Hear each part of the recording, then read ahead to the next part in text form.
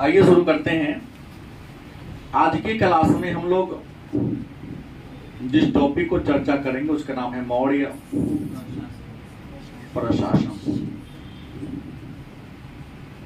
तो हम लोग ये जाने कि मौर्य प्रशासन, तो मौर्य तो एक वंश का नाम था जिसके बारे में हम लोगों ने पढ़ा है कि मौर्य वंश या मौर्य साम्राज्य जिसकी स्थापना चंद्रगुप्त मौर्य ने किया था। लेकिन यहाँ है मतलब प्रशासन। प्रशासन का मतलब होता है शासन व्यवस्था। प्रशासन का मतलब क्या होता है? शासन व्यवस्था। मतलब किसी भी राज्य के व्यवस्था को चलाने वाला एक तंत्र होता है। किसी भी राज्य के व्यवस्था को चलाने वाला क्या होता है कि तंत्र होता है। जैसे परिवार में पिता का स्थान होता है, पिता ने जो काम कह दिया, जिसको जो आदेश दे दिया वो फॉलो करता है। गलत सही? विद्यालय में जाते तो शिक्षक हेडमास्टर का सब पर नियंत्रण होता है। क्लास में आपके जो क्लास वर्ग टीचर उनका नियंत्रण होता है। तो ऐसे ही किसी देश के, राज्य के, परिवार के या समाज के व्यवस्था को सुचारू रूप से चलाने के लिए एक तंत्र का निर्माण किया जाता है, एक सिस्टम का गठन किया जाता है। उसी सिस्टम को कहते हैं प्रशासन। क्या कहते हैं? प्रशासन कहते हैं। मौर्य प्रशासन, मौर्य साम्राज्य अपने भारत का सबसे पुराना साम्राज्य है, सबसे प्राचीन साम्राज्य है, जिसकी नींव चंद्रगुप्त मौर्य ने डाली थी। और मौर्य साम्राज्य का विस्तार उत्तर में अफगानिस्तान से लेकर दक्षिण में मैसूर अर्थात कर्नाटक तक, पश्चिम में गुजरात से लेकर पूरब में असम के कामरूप तक था। तो इतने विस्तृत साम्राज्य के शासन को एक जगह से संचालित करना संभव नहीं था। यह कहानी आज से लगभग 2300 वर्ष पहले की, क्योंकि तब परिवहन संचार का भी विकास नहीं हो सका था, नहीं संचार के परिवहन के तीव्र गति के जो साधन है आजकल, हवाई जहाज, हेलीकॉप्टर या 4 चक्का जो गाड़ी है, कुछ भी नहीं था। घोड़ा, हाथी, यही बैलगाड़ी आवागमन का मुख्य क्या था? साधन था। तो इतने बड़े राज्य के शासन व्यवस्था को चलाने के लिए जो तंत्र बना था उसी तंत्र को कहते हैं प्रशासन। अब आइए शुरू करते हैं कि मौर्य प्रशासन को कितने भागों में बांटा गया था। तो मौर्य प्रशासन को शासन की सुविधा के दृष्टिकोण से कई भागों में बांटा गया था, लेकिन सबसे पहले हम चर्चा करेंगे केंद्रीय प्रशासन पर। क्या करेंगे? केंद्रीय प्रशासन। शासन की सुविधा के दृष्टिकोण से मौर्य साम्राज्य को कई भागों में बांटा गया, लेकिन जो सब, जैसे भारत में देखो, सबसे ऊपर है केंद्र सरकार, नीचे है राज्य सरकार, है ना। केंद्र सरकार का प्रधानमंत्री होते हैं, राज्य सरकार का सीएम। राज्य से नीचे का कौन आ जाता है? जिला प्रशासन। जिला से नीचे प्रखंड आ जाता है, प्रखंड से नीचे पंचायत, और पंचायत से नीचे वार्ड आ जाता है। तो ऐसा ही तंत्र मौर्य काल में भी था। और मौर्य प्रशासन में जो केंद्रीय प्रशासन था, केंद्रीय प्रशासन का नियंत्रण राजा के हाथ में था। ऐसे पूरा साम्राज्य ही राजा के नियंत्रण में थी। राजा का आदेश ही, राजा का निर्णय ही अंतिम निर्णय होता था। गलती सही? तो केंद्रीय प्रशासन का हेड चीफ कौन थे? राजा थे। राजा का पद आपको बता दे, वंशानुगत था। राजा का पद कैसा था? लेकिन याद रखें, राजा का पद वंशानुगत था, लेकिन राजा क्या नहीं थे? राजा का पद कैसा था? वंशानुगत था, लेकिन राजा निरंकुश नहीं था। राजा क्या था? अब कहेंगे सर वंशानुगत का मतलब क्या होता है? खानदानी। राजा के मरने के बाद अगर बेटा ही राजा बने उसको क्या कहेंगे? वंशानुगत। वंशानुगत का मतलब समझ गए ना, ये राजा मर जाए तो उसका बड़ा बेटा ही राजा बनेगा। और निरंकुश का मतलब क्या होता है? तो निरंकुश का मतलब होता है जिस पर किसी का अंकुश न हो। न निरंकुश था, न ही स्वेच्छाचारी था। राजा की सबसे बड़ी राजतंत्र की विशेषता थी, राजतंत्रीय व्यवस्था थी, लेकिन राजा क्या नहीं था? निरंकुश का मतलब होता है जिस पर किसी का नियंत्रण न हो। और स्वेच्छाचारी का मतलब जो अपनी इच्छा से चले। तो न राजा निरंकुश था नहीं स्वेच्छाचारी था, क्योंकि राजा पर नियंत्रण करने वाली एक क्या थी, मंत्री परिषद थी।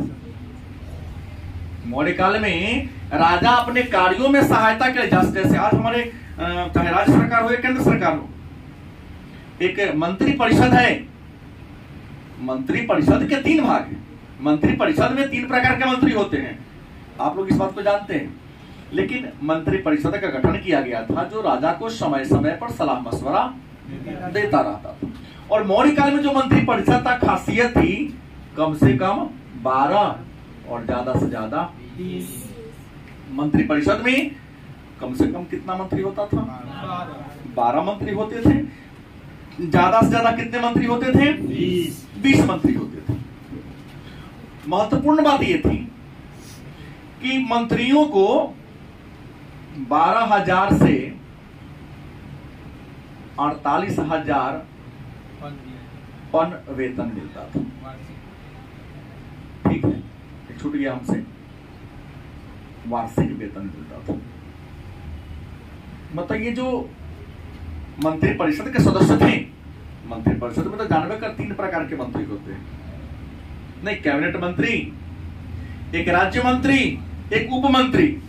तो जो कैबिनेट रंग के मंत्री थे उन्हें 48,000 पौने वेतन मिलता था। और जो उप मंत्री रहे होंगे या स्वतंत्र प्रभार वाले मंत्री रहे होंगे उन्हें 12,000 पन वार्षिक वेतन मिलता था।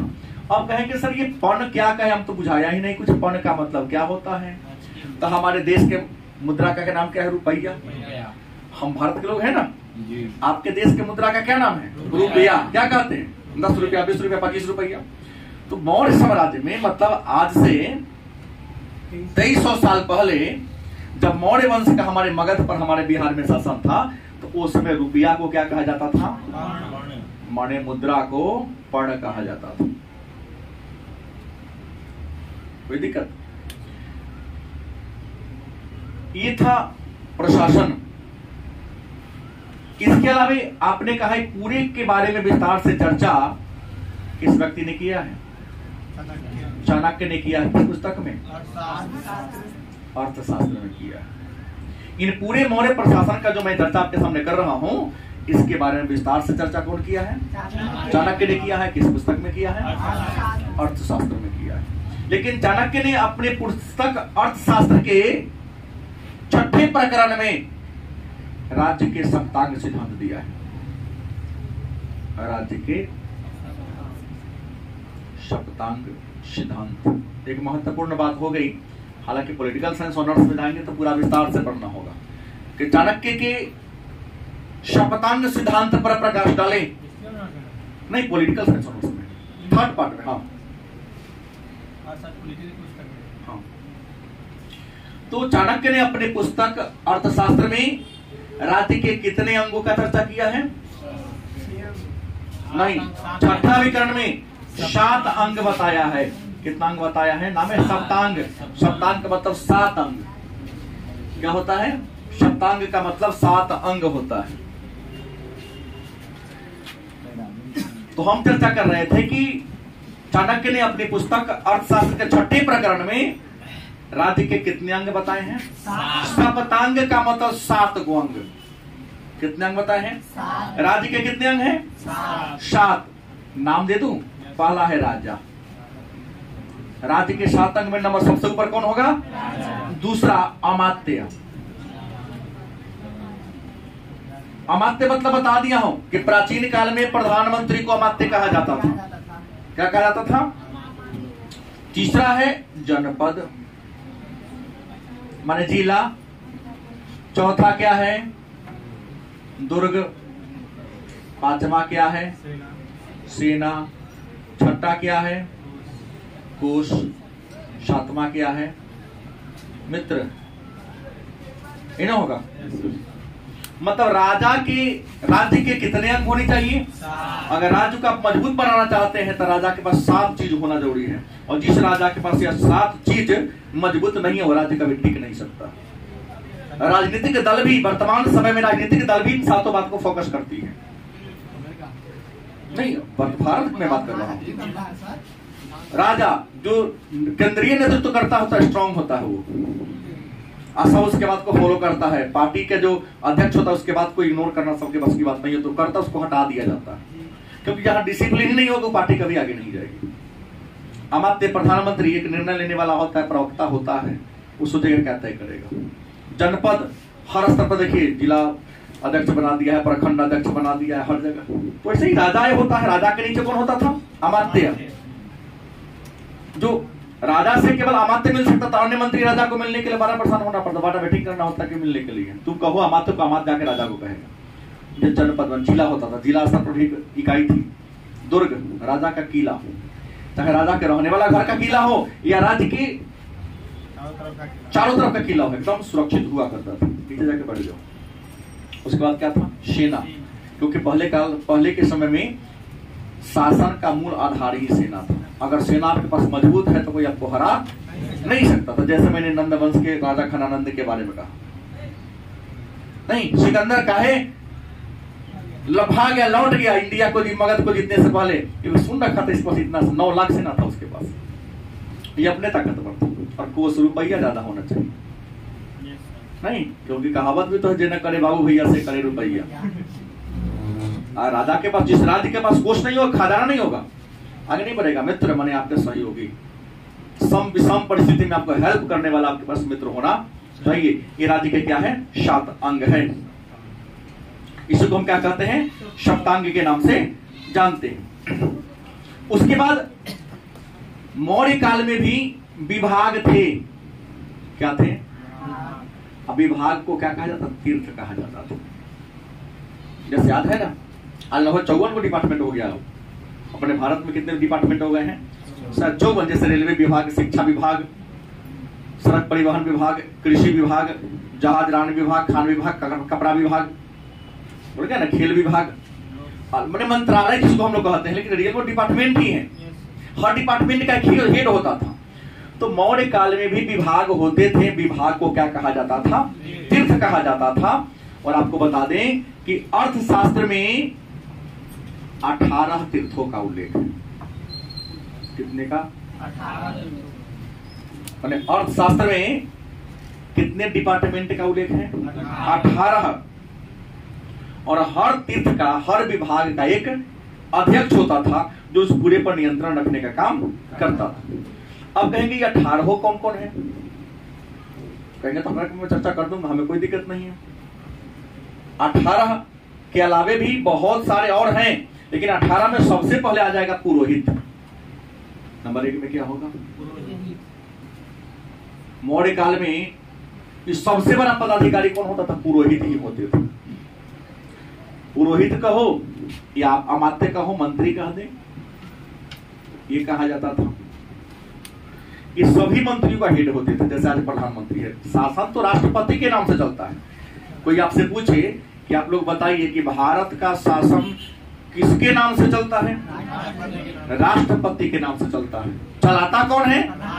प्रधानमंत्री चलाता। तो शासन तो राजा के नाम से चलता था, लेकिन सब पर नियंत्रण पुरोहित बने प्रधानमंत्री या अमात्य का होता था।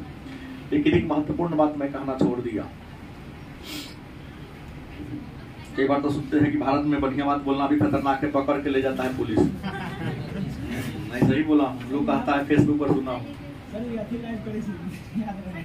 मेरा ये कहना है कि मौर्य काल में बड़े बड़े पदाधिकारियों को उनके पद पर बहाली करने से पूर्व उनके चरित्र को जांचा परखा जाता था। आजकल तो राजनीति बनने के लिए बाहुबली और पैसा होना जरूरी है, चरित्र का कोई जांच पड़ताल नहीं होता है। लेकिन मौर्य काल कितना सुंदर काल था कि अगर आप राजनीति भी आना चाहते हैं, प्रशासनिक पद पर जाना चाहते हैं, तो आपके व्यक्तित्व का जांच पड़ताल होता था कि समाज में आपकी छवि कैसी है, लोगों में आपकी पहचान कैसी है, समाज के लोग आपको कितना पसंद करता है। उस परीक्षण को उपधा परीक्षण कहा जाता था। उपधा मतलब व्यक्तित्व की जांच। बिना उपधा परीक्षण किया टेस्ट में पास हो गए तो आपको रखा जाएगा, और नहीं पास हुए तो जैसा सुनने में आता है कि घरेलू नौकर सब किसी के यहाँ काम करने जाता है तो उसका मालिक उसको टेस्ट करता, 2-4 रुपया, 10 रुपया, 100 रुपया, 1000 रुपया छोड़ देगा। ऐसा ही उठा के पल में रख लिया तो आपका नौकरी पर से तो हटा देगा ना, दे दिया सर गिरा हुआ था। 2-4 बार करेगा ऐसा जांच करने के लिए कि लालच इसका 10 लौटाएगा, 10,000 लौटा रहा है कि नहीं लौटा रहा है। क्योंकि इंसान के ईमान की एक कीमत होती है ना। कोई 2 रुपए में बिक जाता है तो कोई 2 लाख में बिकता है, कीमत तो सबका है। ईमानदार हो उसे डरने की जरूरत है, लेकिन बेईमान कितना ऊंचा पद पर क्यों नहीं हो उसे डरने की जरूरत नहीं है, क्योंकि उसके ईमान की एक उचित मूल्य होता है। तो मौर्य काल में उपधा परीक्षण के द्वारा ही इस तीर्थ के पद पर बहाल होते थे। दूसरा कौन था जानिए रहे हैं, समाहर्ता। क्या नाम था? समाहर्ता, माने आज का कलेक्टर। और इसका काम क्या था? राजस्व संग्रह करने वाला। समाहर्ता का काम क्या था? राजस्व का संग्रह करना। तीसरा कौन था? शनिधाता। तीसरा कौन थे? शनिधाता। जैसे आज का वित्त मंत्री है ना, आज हम कहते फाइनेंस मिनिस्टर, अब मौर्य काल में वित्त मंत्री को शनिधाता कहा जाता था। चौथा बात करें तो सेनापति। पूरे युद्ध के समय सेना का नेतृत्व करने वाले पदाधिकारी को क्या कहते हैं? सेनापति कहते हैं। पांचवा जो था वह था युवराज। पांचवा कौन था? माने राजा के उत्तराधिकारी को युवराज। राजा बुढ़ा रहे हैं, मरबे करेंगे। इंसान जन्म लिया तो आज न कल उसे क्या होना है? मरना है। अभी भी है तो राजा जब मर जाएगा तो अगला राजा कौन बनेगा? तो राजा मरने से पहले अपना किसी बेटा को घोषित कर देता था कि अमुक बेटा ही हमारा क्या बनेगा? उत्तराधिकारी बनेगा। तो उसे युवराज कहते हैं। तो ये भी एक डिपार्टमेंट था, युवराज। उसके बाद छठा में कौन था? प्रदेष्टा। क्या नाम था? प्रदेष्टा। मन में होगा प्रदेष्टा क्या है? तो मौर्य काल में न्यायाधीश को प्रदेष्टा कहा जाता था। लेकिन याद रखिए, मैं आगे ही चर्चा करूंगा कि मौर्य काल में न्यायालय 2 प्रकार के होते थे। मौर्य काल में यादवी न्यायालय 2 प्रकार के, एक दीवानी और एक फौजदारी। दीवानी न्यायालय किसे कहेंगे? तो जहां पर रुपया पैसा का विवाद सुना जाता हो, जमीनी विवाद सुना जाता हो, विवाह तलाक वाला घरेलू मुद्दा वाला सुना जाता हो, उसको दीवानी अदालत कहते हैं। ठीक है। और जहां मारपीट, खून खराबा, चोरी डकैती, हत्या, बलात्कार वाली घटना सुना जाएगा, उसे फौजदारी अदालत कहते हैं। तो फौजदारी अदालत के जो हेड होते थे, जो जज होते थे, उन्हें मौर्य काल में क्या कहा जाता था? प्रदेष्टा कहा जाता था। सातवां एक था नायक। जैसे सेनापति क्या हो गया? जैसे राष्ट्रपति तीनों सेना का सुप्रीम कमांडर, तो उसके समान हो गए। सेनापति पूरे सेना का मालिक हो गए। लेकिन युद्ध के समय सेनापति छूट जाते हैं। नायक सेना का नेतृत्व करता था। मान लड़ाई के समय जब लड़ाई छिड़ गया तो युद्ध के मैदान में पूरी सेना का नियंत्रण करने वाला, नेतृत्व करने वाला, वही क्रिकेट के क्या कहते हैं? कप्तान की तरह, कैप्टन की तरह, उसे क्या कहा जाता था? नायक कहा जाता था। आठवां ये हो गया कोच ना, कर्मांतिक। क्या हो गया? कर्मांतिक। अब कहेंगे कर्मांतिक क्या होता है? तो मौर्य काल में जितने भी उद्योग धंधा थे, चाहे वो धागा बनाने वाला होता हो, चाहे बड़ा बड़ा कोई सामान कपड़ा बनाने वाला हो, तो जितने भी कारखाना थे, जितने भी उद्योग धंधा थे, उन सारे उद्योग धंधा के जो हेड होते थे उन्हें क्या कहा जाता था? कर्मांतिक। 9 में व्यवहारिक। जैसे हमने अभी कहा प्रदेष्टा कौन था? फौजदारी न्यायालय के न्यायाधीश को प्रदेष्टा कहा जाता था। लेकिन दीवानी न्यायालय के न्यायाधीश को क्या कहा जाता था? व्यवहारिक कहा जाता था। और अगला मंत्री परिषद अध्यक्ष। जैसे मंत्री परिषद का जो हेड होते थे, हमने कहा ना मौर्य काल में मंत्री परिषद में कम से कम 12 को, ज्यादा कितना मंत्री होते थे? 20 होते थे। इन 20 का जो हेड होता था उस सभा में, उसको मंत्री परिषद का अध्यक्ष कहा। मतलब सचिव के समान था। किसके समान था इनका पद? सचिव के समान। सचिव से बड़ा कोई पद नहीं होता है। जो मुख्य सचिव होते हैं ना कैबिनेट का, सबसे बड़ा पदाधिकारी होते हैं। 11वां पदाधिकारी कौन थे? 18 के बारे में चर्चा करूंगा, और इसके अलावा और भी डिपार्टमेंट है, उपकाल चर्चा में नहीं करूंगा। 18वां है दंडपाल। क्या है? दंडपाल। अब कहेंगे दंडपाल का मतलब क्या होता है? तो सेना के लिए सामग्री का मैनेजमेंट करने वाला। नहीं, सेना के लिए घोड़ा चाहिए, उनके खाने पीने की व्यवस्था चाहिए, घोड़ा के लिए पशु का चारा चाहिए, सेना का वर्दी चाहिए। तो सेना के लिए जो सैन्य सामग्री इकट्ठा करने वाला होता था उसको क्या नाम दिया था? दंडपाल। 12वां नंबर था अंतपाल। क्या नाम था?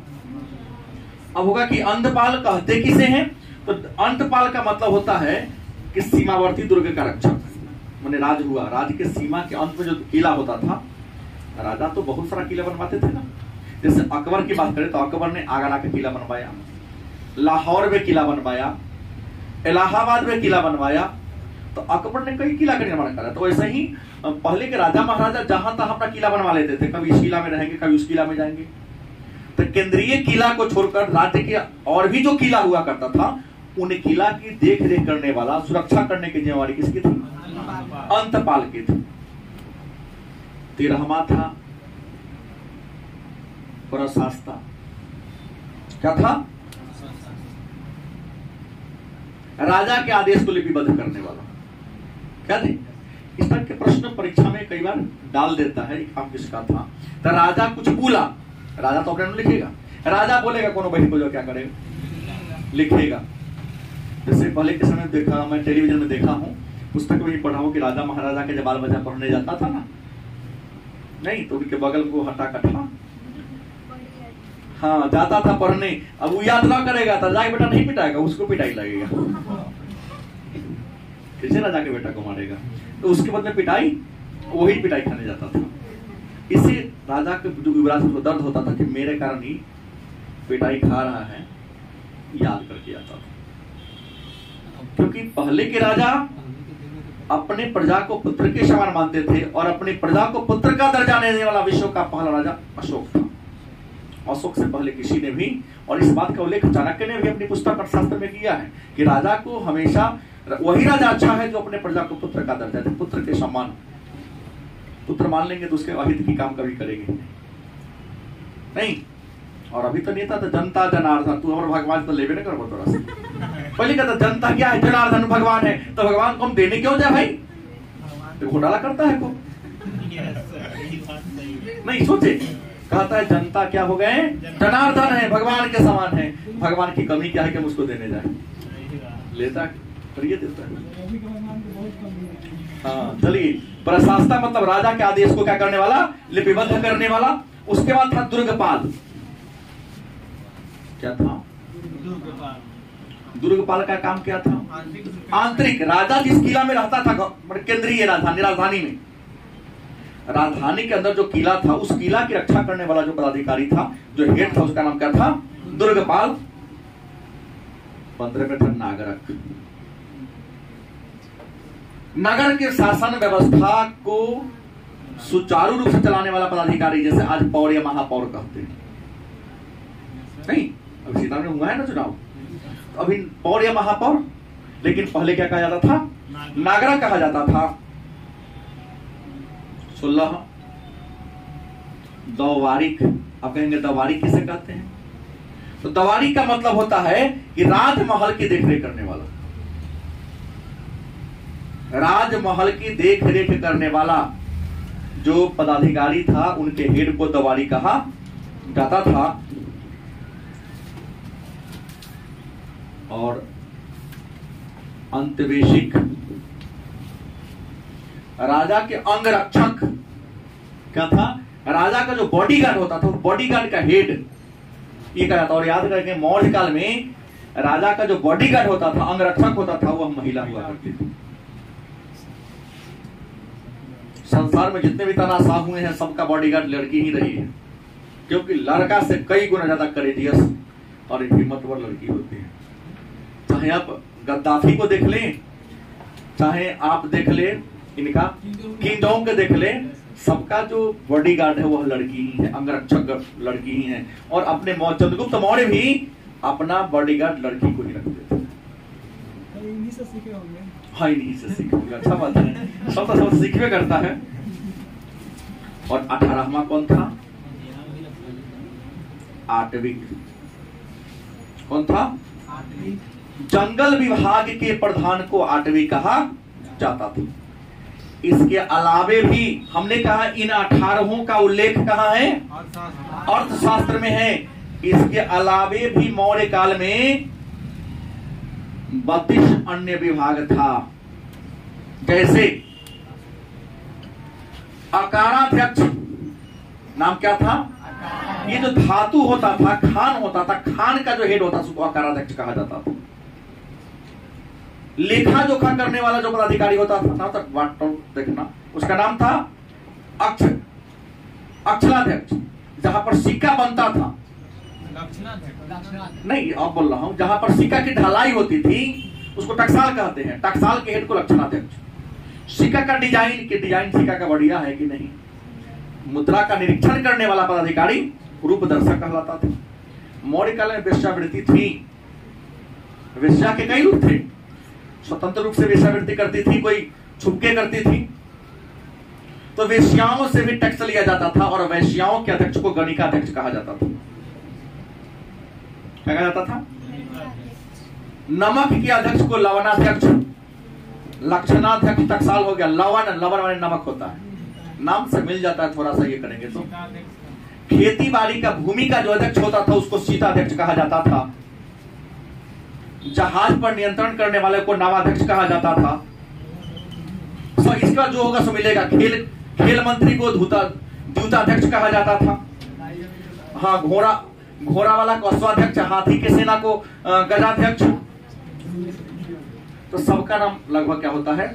मिलता जुलता है। इसलिए मैंने कहा कि ये ज्यादा मेन है। नाम और काम में थोड़ा सा क्या मिलता है, यहाँ पर डिफरेंस देखने को मिलता है। तो हमने कहा 18 तीर्थ था और 32 को क्या था? अन्य विभाग था, सामान्य विभाग था। इसका भी चर्चा कौटिल्य ने अपनी पुस्तक अर्थशास्त्र में किया। अब कहेंगे मौर्य प्रशासन तो बहुत बड़ा प्रशासन था। इतने बड़े प्रशासन पर राजा नियंत्रण रखता कि ना था? केंद्रीय प्रशासन। तो आपको बता दें, राजा इतने बड़े प्रशासन पर नियंत्रण के लिए गुप्तचर की बहाली करता था। किसकी बहाली करता था? और मैं बता दूं कि मौर्य काल में गुप्तचर को गूढ़ पुरुष कहा जाता था। क्या कहा? मौर्य काल में गुप्तचर को क्या कहा गया? गूढ़ पुरुष। आइए, जो गुप्तचर थे मौर्य काल में 2 प्रकार के थे। कितने प्रकार के थे? एक का नाम था संस्था, दूसरे का नाम क्या था? संचार। मौर्य काल में गुप्तचर था, लेकिन गुप्तचर के कितने प्रकार थे? 2 प्रकार के। एक का नाम क्या था? संस्था। माने एक ही जगह पर रहकर लोगों के एक्टिविटी पर, गतिविधि पर नियंत्रण करने वाले को जैसे ये हो गया अपने कैमरा, एक ही जगह। ये केवल मोबाइल, ये जो केवल आपका है कैमरा, क्लासरूम को ही देख सकता है। क्लासरूम के बाहर के गतिविधि को नहीं देख सकता है। क्लासरूम के बाहर का देखेगा? हाँ, ऊपर वाला कैमरा जो ऊपर वाला क्लासरूम को देखेगा। एक ही जगह है ना। इसके नजर में जहां तक आ रहा है वो देखता है, इसके बाहर का ये नहीं। लेकिन इंसान जो दिन भर घूम फिर रहा है, भ्रमण कर रहा है, तो चारों बगल कौन घटना घट रहा है उसको देखता था। तो एक ही जगह पर रहकर काम करने वाले को, और जहां तहां भ्रमण करके लोगों के गतिविधि पर निगरानी करने वाले को। और इस रूप में किसको बहाल किया जाता था? साधु को, विद्यार्थी को, भिखमंगा को, हाँ, वैश्याओं को, ताकि वो हर जगह जा रही है। अब किसी पर ही करना है, कार्रवाई करना है, तो भाई तुम जाने का अधिकार तुमको हर जगह है, देखो उसका एक्टिविटी क्या है। नहीं, जैसे फिल्म हमने देखा है, एक जो बदमाश सबको पकड़ना होता है, तो जो लड़कियां डांस उस करती है बार में उसको पैसा देती है कि तुमको महीना भरवा देंगे, तुम्हारे पास जो भी इसमें आता है देखना गलत है तो हमको थोड़ा फोन कर देना, जो भी हो हमको इसी का मतलब। लेकिन कहना है कि पुलिस, हाँ, दक्षिण भारतीय फिल्म है कोई, तो पुलिस हर तरह के लोगों को अपना जासूस बना के रखती है, जिसको मुखबिर कहा जाता है, दलाल कहिए ना उसको। वो सब जगह के एक्टिविटी को देखेगा, वो रहेगा, तो ना कहेंगे ताकि वो कह देगा, ये ना करी तो अलग। तो संस्था और संचार दो प्रकार के क्या थे, गुप्तचर होते थे। इसका भी चर्चा किसमें किया गया है, अर्थशास्त्र में। अब कहेंगे सेना की बात करें कि मौर्य काल में सैन्य व्यवस्था कैसी थी। तो मौर्य काल में इतने बड़े प्रशासन पर कुछ नियंत्रण करने के लिए राजा ने कितने प्रकार के, 6 प्रकार के सेना रखा था। मौर्य काल में सेना के कितने विभाग थे, 6 विभाग थे। पहला था गज सेना जो हाथी पर चढ़ के चलता था। दूसरा था अश्व सेना जो घोड़ा पर चलता था। तीसरा था रथ सेना जो रथ पर चलता था। चौथा था जल कर देते ना, जल सेना वही पानी में लकड़ी के नाव पर चढ़ के। पांचवा था पैदल सेना और छठा जो था उसका नाम था सैन्य याता विभाग। मतलब मौर्य काल में जो सेना था वो सेना के 6 अंग थे। गज सेना हाथी पर चलने वाला, गज माने हाथी होता है। अश्व का मतलब क्या होता है, घोड़ा, घोड़ा पर चढ़ के युद्ध के मैदान में जाने वाला। रथ पर सवार होगी, बरथ मतलब सबसे छोटा पैदल रहा होगा। फिर जल वाला तो अल्टी पार्टिवेंटे है। पैदल वाला से थोड़ा बड़ा होगा कौन, घोड़ा वाला। घोड़ा वाला से पद होगा किसका, हाथी वाला बड़ा होगा क्योंकि कीमत हाथी क्वालिटी बड़ा है। और उससे बड़ा कौन होगा, रथ। लेकिन माथा पर छतो लागल नहीं। तो कहीं ना कहीं ये सब जो साधन दिया जाता था, अंदर बैठ जाओ, बाद में बात करते हैं। साधन दिया जाता था, ये सारे साधन उसके औकात के अनुसार दिया जाता रहा होगा। तो सेना के कितने विभाग थे, 6।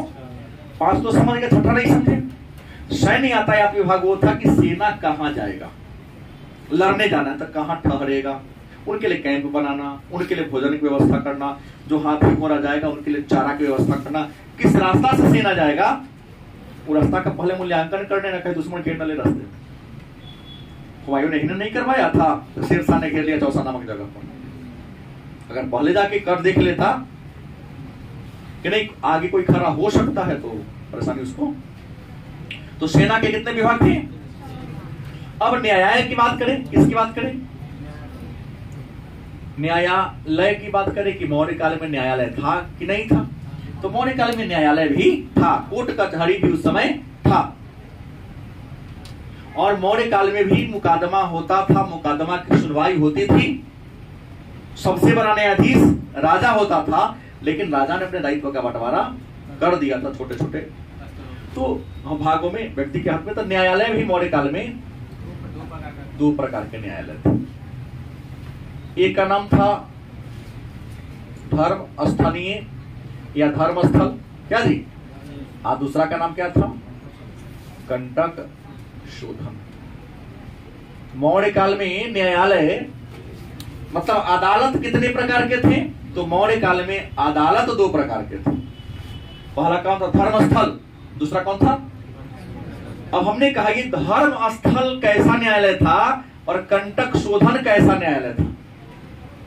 तो धर्म स्थल दीवानी मुकदमा की सुनवाई करने वाला न्यायालय था और कंटक शोधन फौजदारी। और मैंने अभी कहा कि दीवानी न्यायालय के प्रधान को व्यवहारिक कहा जाता था और फौजदारी न्यायालय के प्रधान को प्रदेष्टा कहा जाता था। गलत से। आज भी आपका मुकदमा 2 प्रकार के हैं।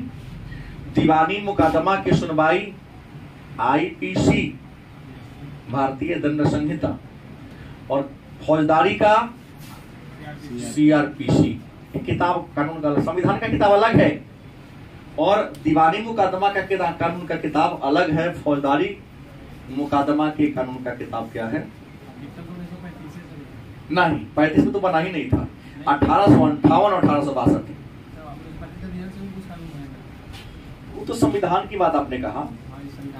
भारत के मूल संविधान में 395 अनुच्छेद है, उसका लगभग 321 अनुच्छेद भारत सरकार अधिनियम 1935 से लिया गया है। हाँ, इसलिए तो भारत के संविधान को उधार का थैला और भानुमति का पिटारा कहा जाता है। सही ना बात है। हमको तो लगता है कि लोग ले लिया वो मैंने अन्यथा नहीं ले, विद्वानों की सभा हमको लगता है नहीं थी। लोगों ने बैठ के 6-4.5 लाख रुपया खर्चा कर दिया, कुछ किया ही नहीं तो अपना दिमाग से लिखे रहते तो अंग्रेज वाला बात आजकल नहीं होता। 63,94,929 तब 64 लाख के आसपास खर्चा हो गया, कम हुआ। तो ये 2 प्रकार की बातें थी। अब आपके मन में होगा कि न्याय व्यवस्था भी हमने क्या कर दिया, चर्चा कर लिया। अब कहेंगे न्याय व्यवस्था में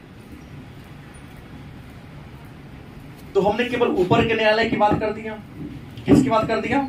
ऊपर के न्यायालय की बात कर दिया। लेकिन इसके नीचे भी इन कंटक, शोधन और धर्म स्थल तो 2 प्रकार के न्यायालय था, लेकिन न्यायालय के भी कई प्रकार के नाम थे। सबसे संग्रहण, क्या नाम था? दूसरा जो न्यायालय था उसका नाम था द्रोणमुख।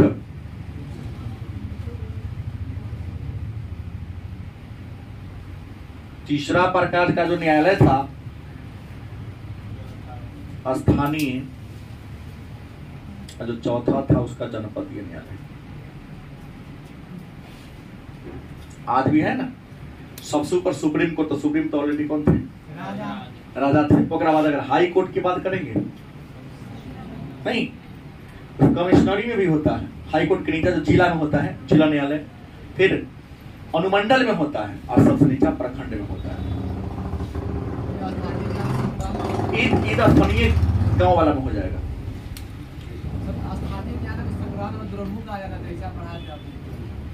ये दोनों, हाँ सॉरी, ये दोनों एक है। वहां ही नहीं चर्चा किए होंगे, हम केवल यही पढ़ा के छोड़ दिए होंगे 12वीं में।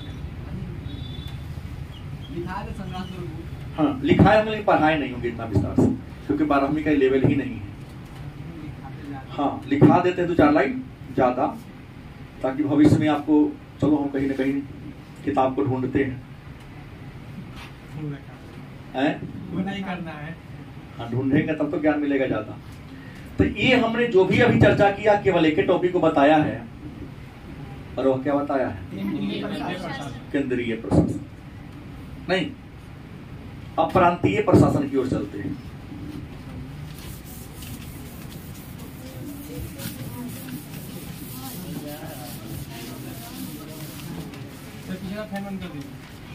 अंदर आके बैठ जाओ ना, बाद में बात कर लेंगे। मनीष जाके सिखा दीजिए थोड़ा सा।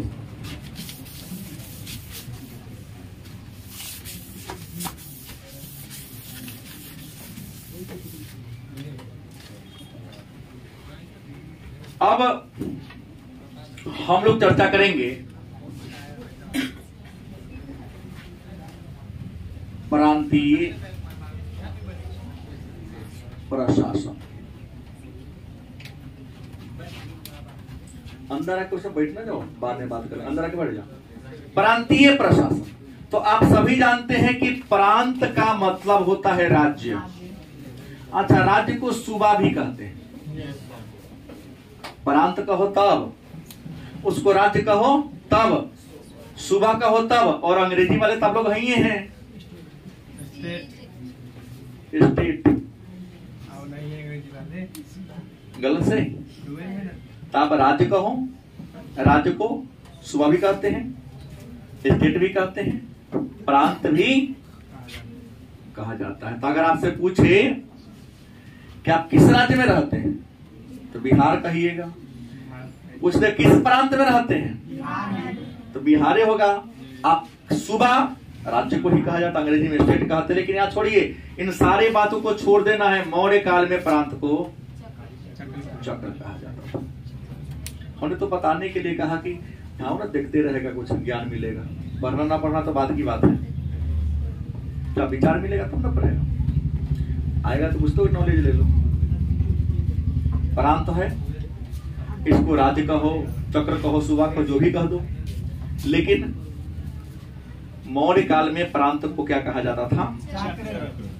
और आपको बता दें, वर्तमान समय में भारत में राज्यों की संख्या 28 है, लेकिन मौर्य काल में प्रांतों की संख्या 5 थी। कितने थी? और एक बड़ी महत्वपूर्ण बात कि जैसे हमारे माननीय श्रीमान लालू प्रसाद यादव, पूर्व मुख्यमंत्री बिहार, जब जेल में जाने लगे तो उन्होंने अपनी पत्नी को बैठा दिया।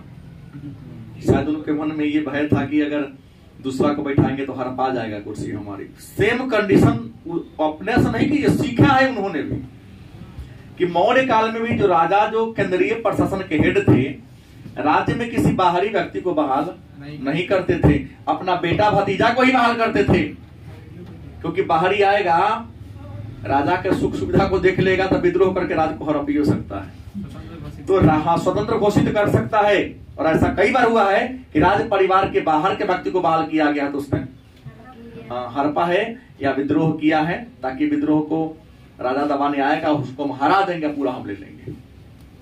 बताया हूं तक्षशिला जैसे हुआ है कहानी। तो प्रांत को चक्र कहा जाता था। प्रांतों की संख्या 5 थी और प्रांत का जो राज्यपाल होता था, यदि युवराज बनता था, कभी कभी विषम परिस्थिति में बाहरी को भी बना दिया, लेकिन यदि राजा के खानदान का ही कोई व्यक्ति राज्य का अध्यक्ष बनता था तो उसको कुमार या आर्यपुत्र कहा जाता था। गलत कि सही? हाँ, महाभारत में तो आर्यपुत्र शब्द आया ही है। तो मौर्य काल में प्रांत को चक्र कहा गया। प्रांतों की संख्या 5 थी, लेकिन राज परिवार का यदि कोई व्यक्ति गवर्नर के पद पर, राज्य के प्रधान के पद पर बहाल होता तो उसे आर्यपुत्र या कुमार कहा। अब मन में होगा ये 5 को राज्य जो है कौन कौन है, तो 5 राज्य में एक होगा उत्तरापथ, दूसरा दक्षिणापथ, तीसरा अवंती, चौथा तक्षशिला और 5वां पराच्य कहो या केंद्रीय प्रांत, पराच्य ही लिख देते हैं, केंद्रीय प्रांत। तो 5 को राज था। इसमें उत्तरापथ की राजधानी, अरे गलती लिखा गया, कलिंग न होगा, आप लोग यादों नहीं दिलाए। उत्तरापथ की राजधानी तक्षशिला थी, दक्षिणापथ की सुवर्णगिरी, अवंती का उज्जैन, कलिंग का तोसली और प्राच्य का पाटलिपुत्र। मौर्य काल में कितने राज्य थे? आप जान लो हो ना, तुम लोग के फायदा की चीज है। 12वीं का पाठ्यक्रम है, लेकिन ये लोग कंपटीशन में जा रहे हैं। अगर जिसका 12वीं तक का सिलेबस डन है, उसको किसी के यहाँ जीएस ईमानदारी से डन है तब तो आपका 60 से 70% सिलेबस पूरा हो जाता है। लेकिन हम लोगों की बहुत बड़ी बुराई है कि ईमानदारी से पढ़ते नहीं है और बाद में जीएस वाले के चक्कर में आप पढ़ जाते हैं। और ये लोग बहुत होशियार है, स्पेशल बिहार पुलिस, स्पेशल दरोगा, स्पेशल बीपीएससी। हमने एक टीचर से पूछा कि स्पेशल क्या होता है भाई जीएस में? अगर हमने बीपीएससी में पढ़ा बिहार की राजधानी पटना है तो दरोगा वाला में क्या बदल जाएगा? अगर बदलता है तो स्पेशल देखा जाए, लेकिन समय तो ये पढ़ना है, तो पढ़ना एक ही बार होता है। हम लोग जैसे होशियार लोग कम होशियार को बुर्बक बना के स्पेशल लिख के बाल बालापन नहीं। वर्तमान बिहार की शिक्षा व्यवस्था में विद्यार्थी क्या है? गरम तावा है और हम शिक्षक रोटी है, खूब सेकते हैं अलग अलग बुर्बक बना बना के। कभी बिहार पुलिस के नाम पर तो कभी क्रैश कोर्स के नाम पर। नहीं, एक ही बार मैं, इसलिए मैं मेरे यहाँ जो भी बच्चा पर मैं क्रैश कोर्स का एक्स्ट्रा पैसा लेता नहीं, एक ही बार देना है। वो बुर्बक हम नहीं बनेंगे। अपन ईमान कहाँ जाएगा?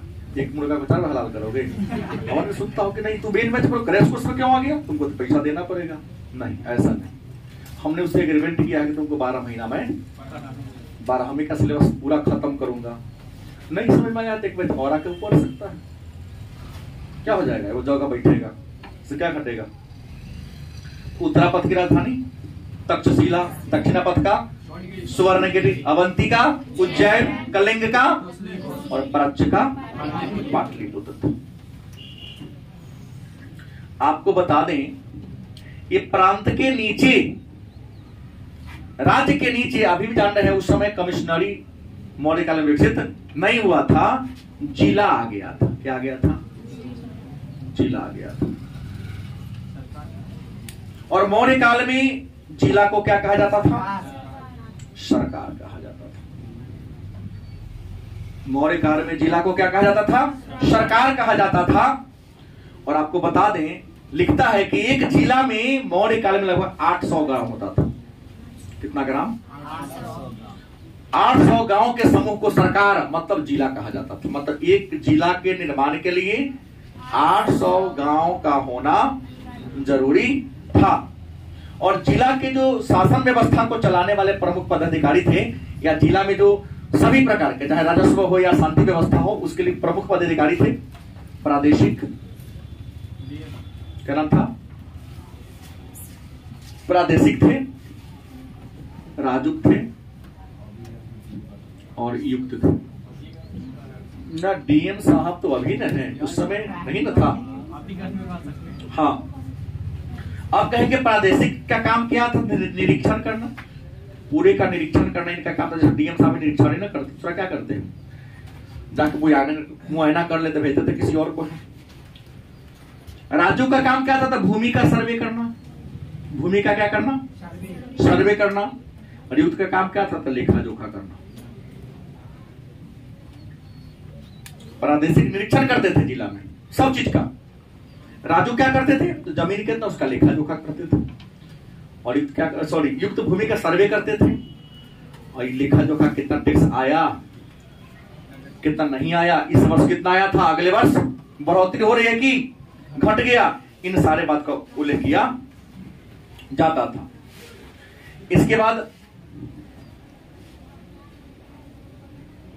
एक और होता था जिला के नीचे, उस जिला के नीचे वाला को कहा जाता था जनपद। क्या कहा जाता था? आज जनपद से नीचा कौन होता था? ग्राम होता था। एक जिला से नीचा और होता था जिसका नाम क्या दिया था? आज जनपद से नीचा कौन होता था? तो हमने क्या देखा कि मौर्य काल में अगर शासन व्यवस्था की अगर पूरी बात कर ली जाए तो सबसे ऊपर हो गया केंद्रीय, दूसरा क्या हो गया? प्रांत हो गया, तीसरा कौन हो गया? जिला हो गया, चौथा क्या हो गया? जनपद हो गया, पांचवा क्या हो गया? माने प्रशासन की सबसे छोटी इकाई कौन हो गई? लेकिन एक टॉपिक और पढ़ाएंगे, इन पांचों के अलावे मौर्य काल में शासन का एक केंद्र बिंदु और था। इन पांचों के अलावे, क्या जी गलत सही, शासन का केंद्र बिंदु एक और था जिसका नाम था नगर प्रशासन। आप लोग ध्यान ही नहीं देते हैं। विमलेंदु तो ऐसे मुंह ताक रहा था कि हम कुछ नया पहाड़ पर लाने जा रहे हैं। हमने कहा पांचों के अलावा एक और था जो महत्वपूर्ण है, मैं पढ़ाया हूं नहीं, नगर प्रशासन। नगर के शासन व्यवस्था को चलाने वाला जो तंत्र था उस तंत्र को हम नगर प्रशासन के नाम से। और मौर्य काल में जो नगर प्रशासन था, इस नगर प्रशासन के बारे में चर्चा जिस विद्वान ने किया है उस विद्वान का नाम है मेगास्थनीज। क्या नाम है? और मेगास्थनीज इंडिया का नहीं है, यूनान का। और इंडिया में राजदूत बनकर आए थे सेल्यूकस निकेटर का, चंद्रगुप्त मौर्य के दरबार में रहते थे। और इन्होंने एक पुस्तक लिखी थी, क्या नाम है? इंडिका नामक पुस्तक लिखी है। तो मौर्यकालीन नगर प्रशासन के बारे में चर्चा करने वाले एकमात्र विद्वान मेगास्थनीज, और उन्होंने अपने पुस्तक इंडिका में लिखा है कि नगर का शासन 30 सदस्यों की परिषद चलाती थी। कितने? 30 सदस्यों की परिषद चलाती थी। यह 6 उप समिति में, गलत किसे बटी थी, और प्रत्येक में कितना सदस्य थे? क्योंकि 6 बचे, हर समिति का अलग अलग वर्ग था, अलग अलग काम था। जैसे लिए जब पहली समिति, नाम कुछ नहीं था, पहली दूसरी सही नाम था, ये नहीं कि इसका फलानमा नाम हो चिलानमा नाम हो, कुछ नहीं। पहली समिति का काम क्या था? तो पहली कौन थी? शिल्पकला समिति। 6 करावले कौन समिति है? गलत सही। शिल्प माने हाथ से कला, वस्तु बनाने की जो कला होती है ना, शिल्प का, टोकरी बनाना, चटैया बनाना, रस्सी बांटना, मिट्टी के बर्तन बनाना, नाम क्या था? शिल्प कला समिति।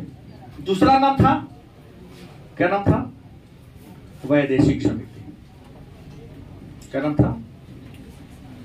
एक और समिति नाम क्या? वैदेशिक, माने विदेशियों की देखरेख करता था। अगर कोई विदेशी आपके नगर में आया, जैसे सीतामढ़ी में अभी इस महीना में पिछला महीना में कई गो आ गया, तो प्रशासन बड़ी चुस्त दुरुस्त हो गया उसको सुरक्षा के लिए, क्योंकि एक बार उसके साथ अनहोनी हो जाती है तो बाद में कोई नहीं आएगा। और विदेशी हमारे भारत में आता है तो विदेशी मुद्रा के प्राप्ति का बहुत बड़ा स्रोत है। तो प्रश्न है कि वैदेशिक जब कोई विदेशी मौर्य साम्राज्य में आता था, पाटलिपुत्र घूमने आ जाता था, तो उनकी देखरेख करना, उनकी सुरक्षा करना, उनके रहने खाने पीने की क्या करना, व्यवस्था करना इनका काम था। तीसरी जो समिति थी, जनसंख्या समिति, जन्म और मृत्यु का प्रमाण पत्र रखना अपने पास कि साल में कितना लोग जन्म लेता है, कितना लोग क्या होता है, मतलब जन्म और मृत्यु का आंकड़ा रखना तीसरी समिति का काम था। पूछा गया प्रश्न है। चौथा समिति था व्यापार और वाणिज्य समिति, कि कितना का बिजनेस हो रहा है, व्यापार के तरक्की करने वाले व्यापारियों की सुरक्षा करने वाली समिति थी, व्यापारी को किसी प्रकार की दिक्कत ना हो, ये इसका तय करना काम था। जो पांचवी समिति थी उसका नाम था क्रय विक्रय समिति। क्रय विक्रय समिति, इसका अन्य नाम भी दे सकते हैं, माप तौल वाला, निरीक्षण करने का काम करती थी कि सामान जो खरीद बिक्री हो रहा है, माने आम जनता को वजन सही मिल रहा है कि नहीं मिल रहा है, क्योंकि बनिया सबसे ज्यादा बेईमान होता है। 1 किलो के बदला में 950 ग्राम दे देगा। बटखारा में बहुत हेरफेर होता है। उस माप तौल का जांच करने वाला जो समिति था, उस समिति का नाम पांचवी समिति था। और जो छठा समिति था उसका नाम था कर समिति। इसका काम था कर संग्रह करना। तो ये आज की क्लास में हमने मौर्य प्रशासन के बारे में क्या किया, जाना। अभी बहुत सारी बातें इसमें हैं, जैसे मौर्यकालीन अर्थव्यवस्था, मौर्यकालीन समाज, मौर्यकालीन कला, महत्वपूर्ण टॉपिक सब भी है।